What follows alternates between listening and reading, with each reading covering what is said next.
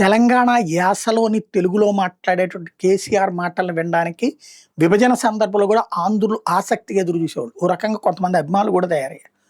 కాకపోతే అదే సందర్భంలో విపరీతమైన కోపం కూడా వచ్చింది. దానికి కారణం ఆంధ్ర బిర్యానీ, పేడ, పియ్య లాంటిది మాట్లాడటం దగ్గర నుంచి ఆంధ్రుల గురించి అవమానించడం. బట్ తన అధికారంలోకి వచ్చాక ఆయన అభిమానించారు ఆంధ్రులు.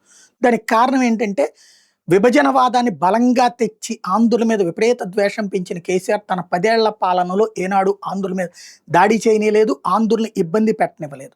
కేసీఆర్ అయినా కేటీఆర్ అయినా అందుకని వాళ్ళని అభినందిస్తున్నారు.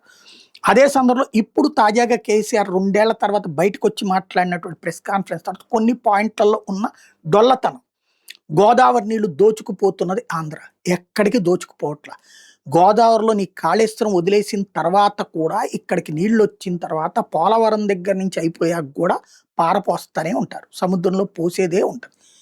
వాస్తవంగా నీది ఎండ్ పాయింట్, నీ తర్వాత పోయే నీళ్లే ఇక్కడ ప్రాజెక్ట్ అయినాయి. అంటే అన్ని నీళ్లు సముద్రంలో పోయడం కంటే ఇక్కడ ప్రాజెక్టు పోలవరం కడితే నీకు నష్టమేంటి? కాబట్టి అక్కడ ఆయన తప్పు మాట్లాడాడు. వాళ్ళ తెలంగాణ ప్రజల్ని కూడా తప్పుదోవ పట్టిస్తున్నాడు. రెండవది కృష్ణానది మీదన జూరాల ప్రాజెక్టు ఇవన్నీ మాట్లాడుకొచ్చాడు. చంద్రబాబు వదిలేస్తే నేను తెస్తే 70-80% పూర్తి చేశాక చెడగొట్టారు అని.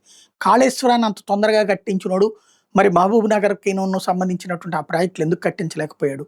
ప్రధాన కారణం ఒకటే, కృష్ణా బేసిన్ ఫెయిల్యూర్ అన్నది ఎప్పుడో తేలిపోయింది. ఆల్మట్టి కట్టాక కింద ఉన్నటువంటి రాష్ట్రాల నోట్లో మట్టి కొట్టినట్టయింది. అందులో భాగంగా కృష్ణ మీద వచ్చే నీళ్లు వరదలప్పుడు వచ్చే నీళ్లు తప్ప మిగిలేదేమీ లేదు. వరదలు వచ్చినప్పుడు నీళ్లు ఒడిసి పట్టడం తప్పించి నిరంతర సరఫరా ఉపయోగం ఉండదు. 300 కిలోమీటర్ల మహబూబ్ నగర్ ప్రాంతంలో నది ప్రవహిస్తుంది కానీ వాళ్ళకి లేదు. ఎస్, కరెక్టే. అదే సందర్భంలో ఆ ప్రాంతంలో ప్రాజెక్టులు కట్టే అవకాశం లేకనే కదా కేసీఆర్ కూడా 10 సంవత్సరాల్లో నిదానంగా చేసుకుంటూ వచ్చినటువంటిది. అదే అసలు నిజం. అదే సందర్భంలో ప్రతి ఏడాది ఇదే కృష్ణానది వరదల కారణంగా బోలెడంత ప్రాంతం కోస్తాంధ్రాలో మునుగుతూ ఉంటుంది. ఒక్క పంట చేతికొస్తే 2 పంటలు పోయేటటువంటి పరిస్థితి. కాబట్టి అతిపెద్ద బాధితులు కృష్ణానది వలన ఆంధ్ర ప్రాంతమే. లబ్ధి పొందినటువంటి వాళ్ళు ఉన్నారు, నష్టపోయినటువంటి వాళ్ళు ఉన్నారు. అది దాచేశారు ఆయన. ఇంకోటి, ఆ ప్రాజెక్టులు ఆయన 10 ఏళ్లలో పూర్తి చేయలేకపోవడం అన్నటువంటిది ఇక్కడ కీలకమైనట్టు. ఇంకొకటి, ఉద్యోగ ఉపాధి అవకాశాలకు సంబంధించినంత వరకు ఏదైతే అయ్యే వచ్చేస్తే ఉద్యోగాలు అంటే అంత అమాయకత్వం అయితే కాదు.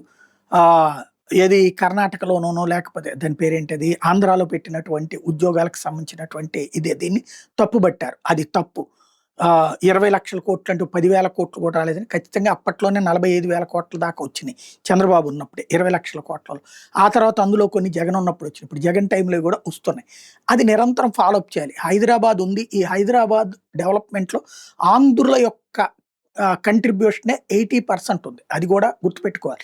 తాతల నాడు ముత్తాతల నాడు 400 ఏళ్ల నుంచి హైదరాబాద్ ఉంది. కానీ గ్రోత్ వేగం అన్నటువంటిది ఏదైతే హైటెక్ సిటీ ఆరంభం తర్వాత వచ్చింది అది మర్చిపోకూడదు. కాబట్టి నిజాన్ని నిజంగా మాట్లాడితే కేసీఆర్ పట్ల అభిమానం పెరుగుతుంది.